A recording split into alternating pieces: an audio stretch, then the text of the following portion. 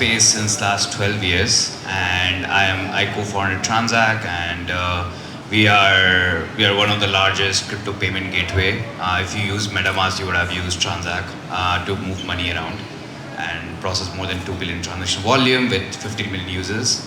And I'm very much into AI agents and payment space. Let's talk about it in today's session. Awesome. Hi everyone. My name is Abhinav. I lead partnerships for Mansa. I'll be your moderator and also a panelist with some amazing people here, right? And I'll just quickly get started, just get the floor running, right? So, for 50 years, moving money across borders worked like sending a letter. Swift sends a message, banks check it, and 27 trillion dollars sit frozen in Nostro and Vostro accounts while everyone waits. This is changing. Stablecoins don't message but about money, they are the money. Settlement drops from T plus 2 under a few seconds. Capital that is sitting idle moves continuously. Emerging markets are building their own rails instead of waiting for the old ones to improve. This is the moment of global money getting rebuilt in real time. This conversation is anchored around practical thesis. Businesses that plug into stablecoin infrastructure are scaling faster because they spend less on settlements, unlock new corridors without pre-funding, and move money 24/7. This is just not about adoption anymore. It's about operational efficiency. Emerging markets are adopting it first, regulation is catching up, and the cost of moving money is about to collapse. So we have some amazing panelists, Yashu, co-founder of Transak, and Shamvil from Fuze. I'll get right into it, right? To Yashu. I think a very interesting question. Businesses have been hearing about stablecoins for years. What changed in the last 12 months that made this a real operational tool instead of an experiment anymore? So I would say, like, firstly, to answer this question, let's go back in 2019 when we started Transak. When we started Transak, like 7 years, 8 years back, that time we were talking about how people can use stablecoin actually. Like there was not even people were talking about or doing anything payment related to stablecoin. That time, like only USDT was the only thing that time live in the market, and USDC also somewhere like coming up. But what really changed in the last 12 months is like this regulations in the US, all of this payments are coming up with this this stablecoin act, and also like now many, like in Transak, like there are 3 different banks are invested in Transak now, right? So literally like banks are getting very much comfortable into the stablecoin rates, and they are using it for settlements. I will say like maybe Shamvil can say more about how banks are using stablecoin here, but yeah, like I will say like great adoption in terms of retail. Like we are very much into B2B2C, where we process like crypto payments with card, Apple Pay globally, and earlier like people used to use like meme coins trading and all of that thing, like with us, like where they're buying NFTs and all, and like, but now the things are like people are moving money that using wallets like MetaMask Trust Wallet. That kind of use case we are getting new thing is coming up now. I mean, question to that, to Shamvil. He said, right, how are banks adopting stablecoins now? You're working very closely with VO, ADCB, etc. So we'd love to understand more on that. Well, thank you. So what has fundamentally changed is every bank's ability to look at risk.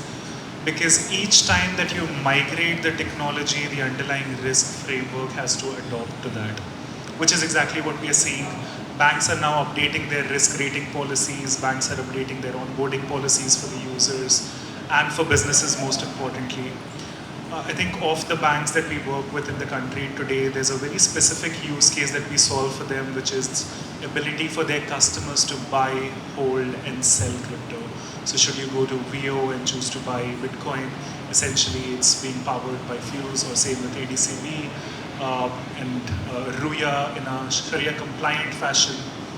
Now, it has been an uphill journey from the time when we sit in the boardrooms with the other side discussing, hey, look, this is what we want to reach to, but always it starts with one fact, which is what is the easiest MVP that we can launch, which demonstrate a very high degree of user adoption. It starts off with the first conversation with their compliance team. How do you onboard the customers? What does your regulator expect you to have in terms of data in order to create that customer onto the Fuze platform? Once you collect that data, how frequently would you update that data? Should their addresses change or should their Emirates ID expire? So that framework is now replicable across multiple banks because multiple large banks have signed off on that. And then comes the most important part, which is transaction monitoring. Each time that fiat moves between the bank to virtual asset, you need to monitor that the declaration done by the customer while being onboarded on a bank says, hey, I make 100,000 dirham in salaries, and all of a sudden the buying power of that customer went from 100,000 to a million. That raises a flag. So how do you operationalize some of those risks in real time and act upon that? And then continually, you look or observe for more things around first degree connections, second degree connections in order of risk when internal transfers happens from one user to the other. Now the best part, taking a step back, I think what has changed over the last 2-3 years is banks now having a full control and understanding of all the nuances of moving money over crypto, which is travel rules, which is transaction monitoring, be that on some of the smartest forensics tools like Chainalysis and so on and so forth. That has fundamentally changed, and which has given both the regulators, the bank, and the compliance teams within the bank an ability to absorb those risks. Yeah, nice. 6-7 years back, it was like the wild, wild west. Now where we are coming to a more structured manner of doing things. With, you mentioned regulations coming in, with Genius Act coming in, Hong Kong coming out.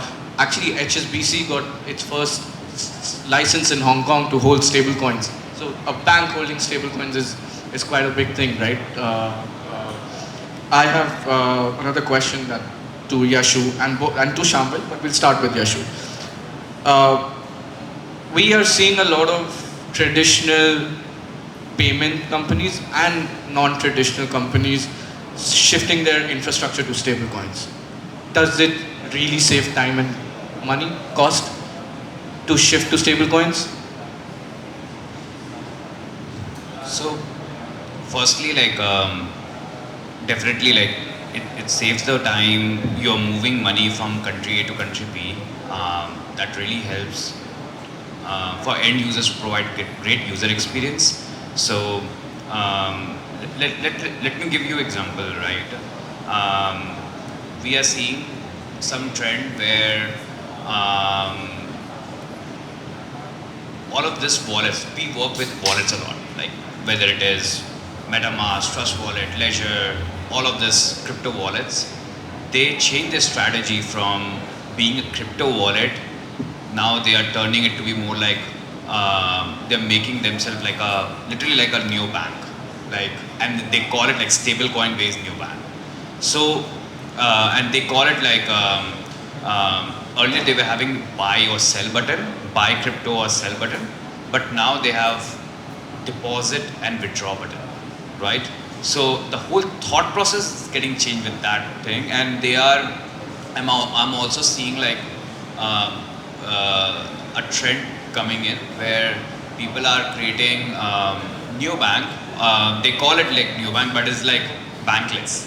There is no bank, there is no regulations there. They are working like on and off ramp companies like Fuze, Transak, MoonPay, and all of that, right?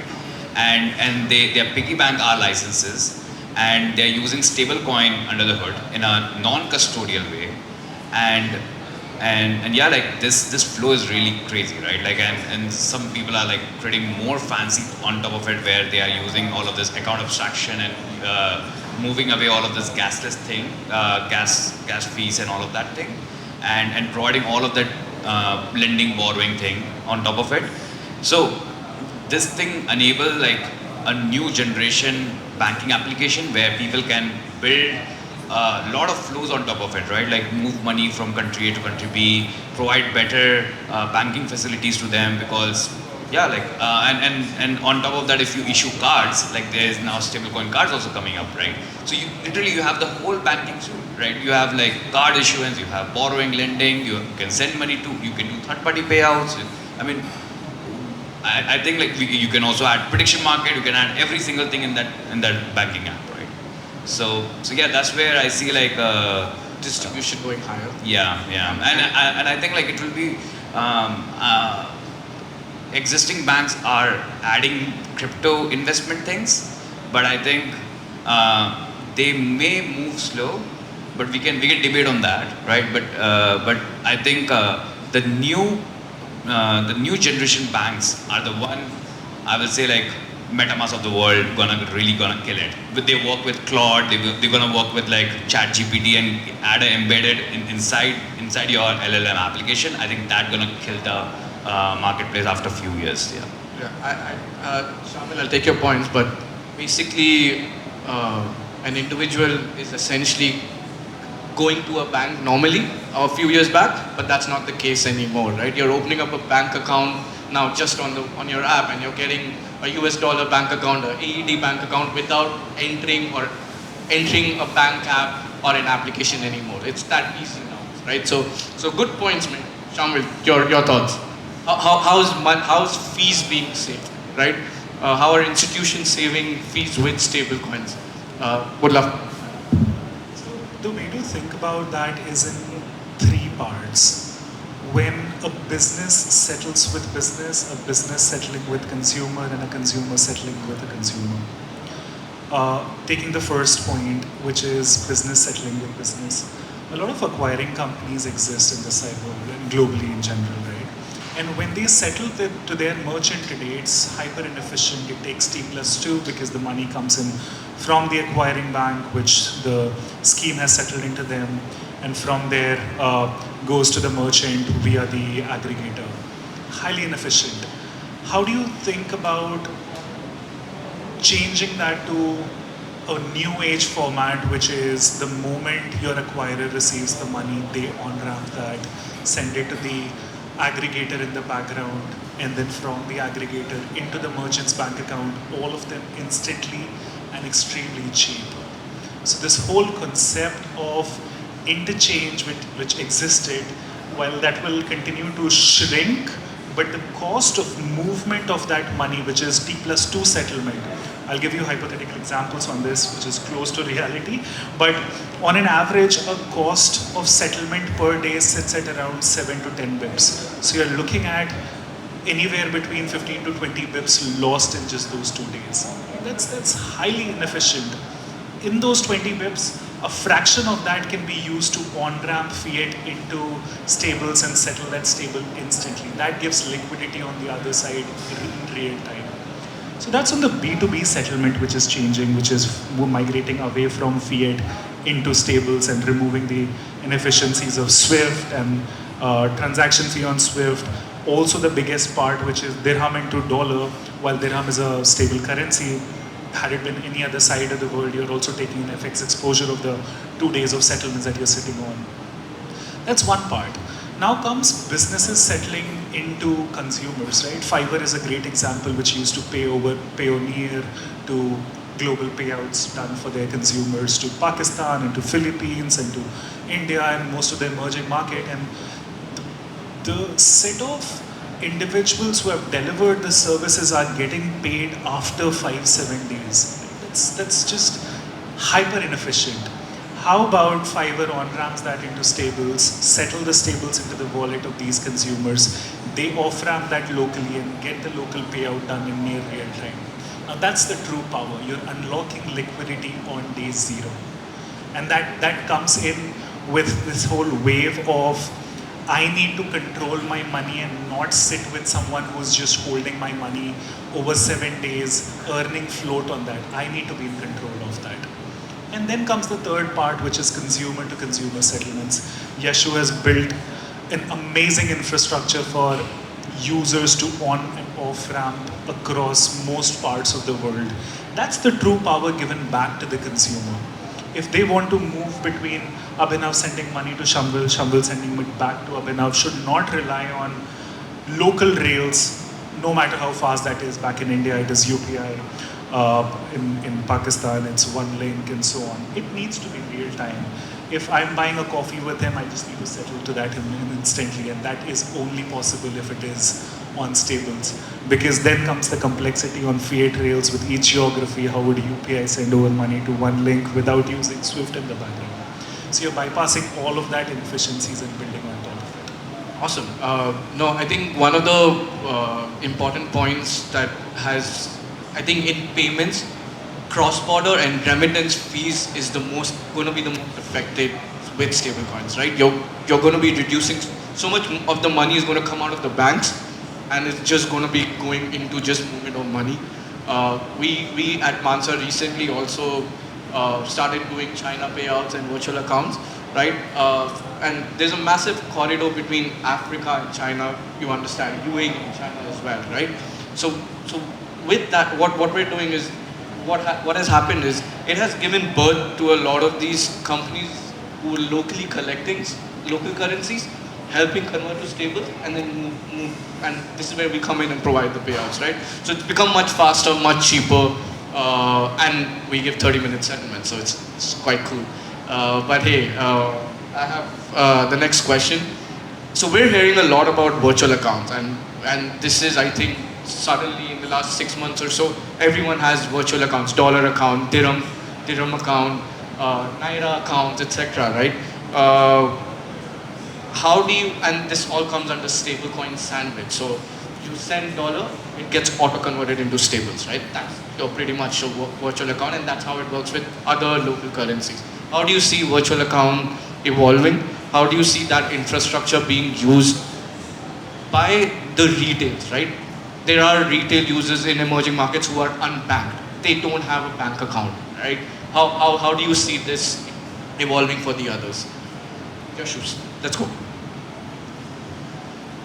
So, as I given the example about this existing non-custodial wallets are turning themselves like a neobank, right? Let's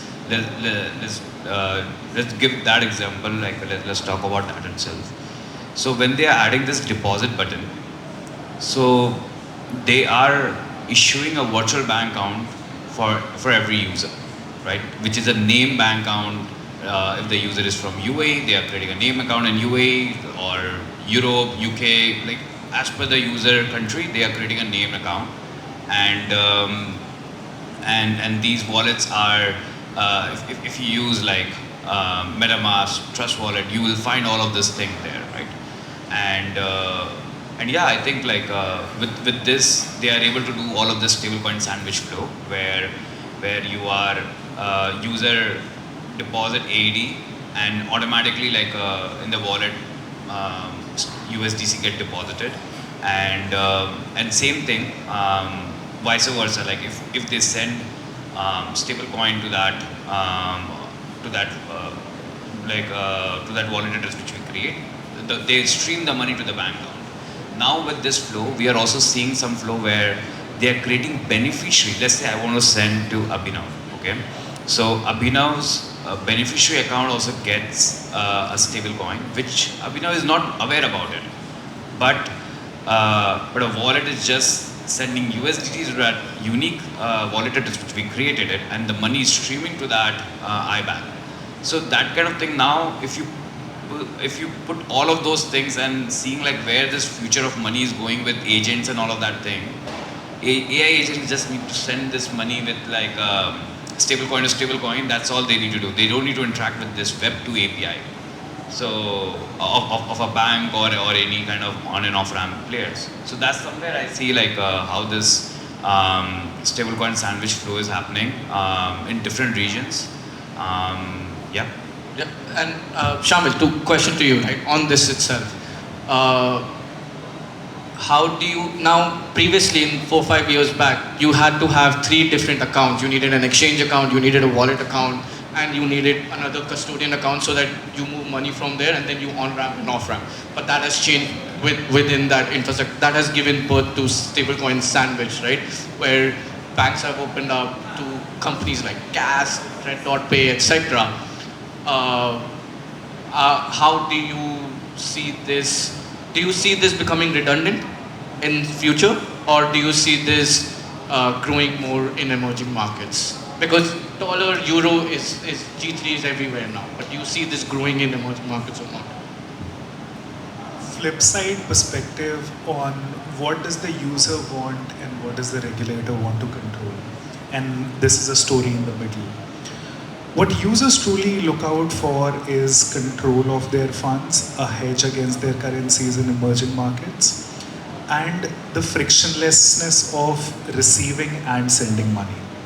What the regulators truly care about is how is this controlled, which is AML layers on top, FATCA being able to review and audit the money laundering controls on top of it, right? So that's all that the regulator cares about. The regulators would never want the innovations to stop.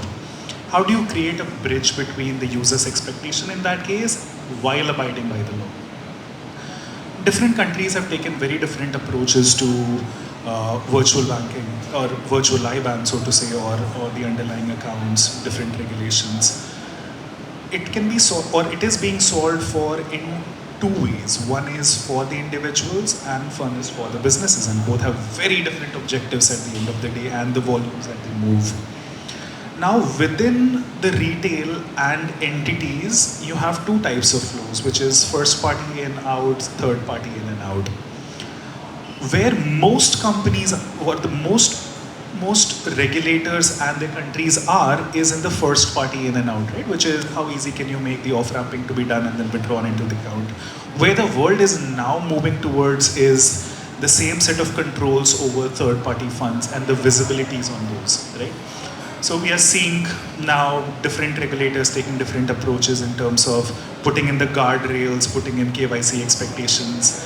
While it'll be better than where the banks is, but it's a long way to go till we achieve that level of frictionlessness coming in. RFIs are like a buzzkill for most businesses when they send money cross-border. How do you have the same set of controls, but a faster time period in which you can unlock these transactions to flow through while being in control with the FATCA regulations and global regulations put up in place? Awesome. No, thank you so much.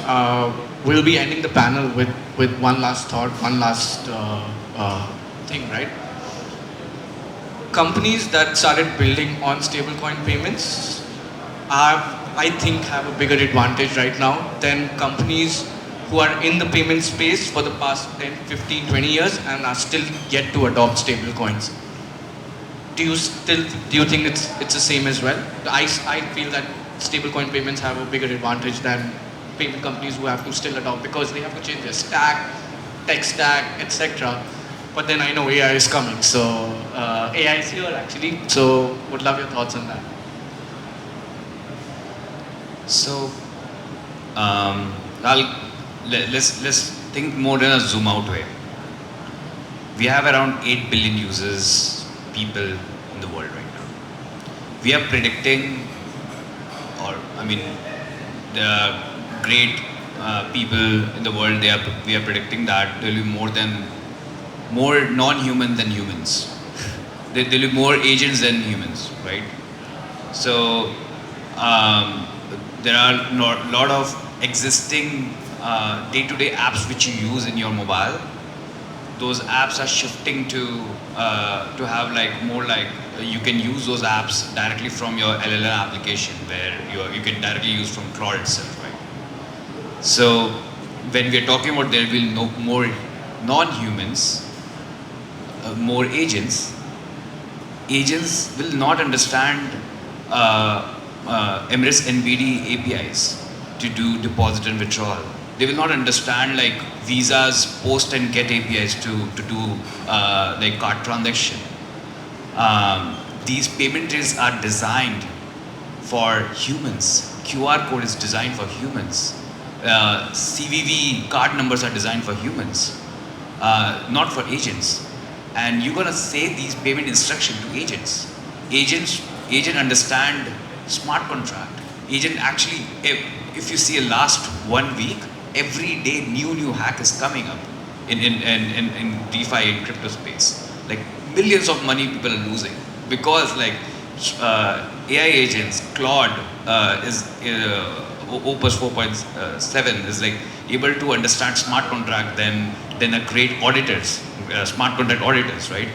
So definitely stablecoin is the payment rails for AI agents, right?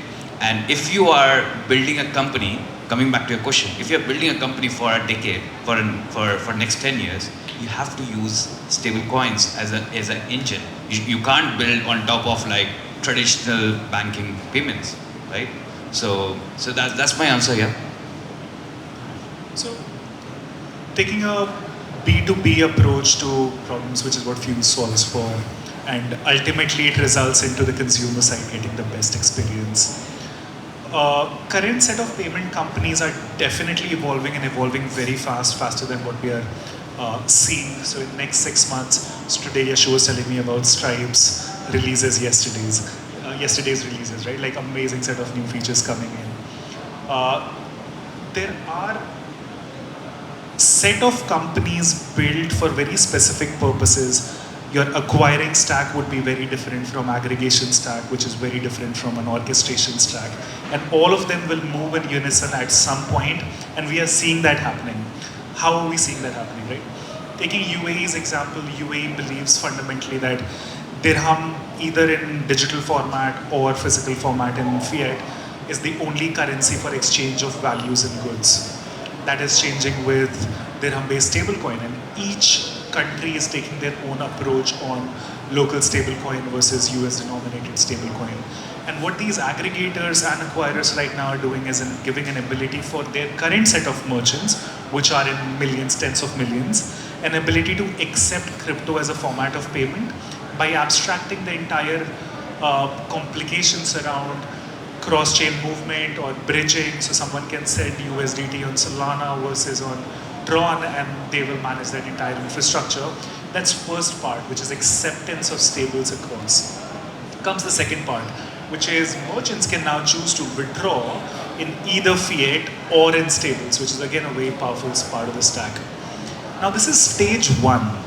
When you move stage two with this is where you unlock B2B payments. These are the consumer payments I was talking about. When you move to B2B payments, it is graded by risk. An oil and gas company settling into their buyers or sellers on the other side has higher jurisdictional risk, carry risks, currency risks, and so on. That would change over time with the right set of guardrails. Comes next is payment against invoices, which is natural, but the next movement from there is how do you set up infrastructures which were earlier present, like an escrow setup. How would you build escrow for the new world?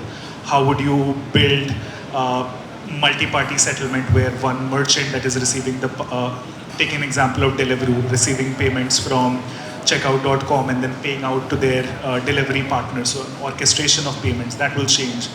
Then comes payments against bank guarantee. So how would you integrate the bank guarantee into the core payment stack? So a lot needs to be built, a lot is happening, starting off from the consumer's lens, each problem at a time, but all of these companies are moving with a lot of force, a lot of speed, and over the next 1.5 years, we'll see those outcomes coming in. Yeah, awesome, thank you. Yashu mentioned a number, 8 billion people in the world, right? So we're only at 7% people who use crypto and stablecoins right now. Still have about 93% to go. So we have a lot of years to go, friend. So thank you so much, guys, for listening, and thanks to our panel.